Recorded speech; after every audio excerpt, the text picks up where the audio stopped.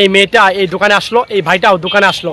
মেয়েটা একটা পয়সা দিয়ে দোকান থেকে খাবার চাইলো, ভাইটা লক্ষ্য করে দেখে পয়সা দিয়ে খাবার যাচ্ছে, কিন্তু দোকানদার পয়সা দিয়ে খাবার দিল না। মেয়েটা মন খারাপ করে সেখান থেকে চলে গেল। এই ভাইটা মেয়েটার দিকে তাকিয়ে রইলো। তখন দোকানদার ভাইকে খাবারটা দিল। ভাইটা খাবারটা হাতে নিয়ে মেয়েটার দিকে ছুটে যাচ্ছিল। মেয়েটাকে গিয়ে ডাক দিল, আর মেয়েটা তাকালো। ভাইটা বললো খাবার নাও, আর মেয়েটা খাবারটা নিল না। ভাইটা অবাক হয়ে গেল, আর অবাক হয়ে মেয়েটার দিকে তাকিয়ে রইলো ভাইটা। আর তখন ভাইটা খাবারটা জায়গায় রাখলো, রেখে মেয়েটার কাছে ছুটে গেল। মেয়েকে ডাক দিল আর বলল তোমার ফুলের দাম কত? মেয়েটা বলল 100 টাকা। আর ভাইটা তখন পিছন থেকে 100 টাকা নোট বের করে মেয়েকে দিল। মেয়েটা তখন ফুলটা দিল, চলে যাচ্ছিল। মেয়েকে আবার ডাক দিল, আর তখন ভাইটা মেয়েকে ফুলটা গিফট করলো।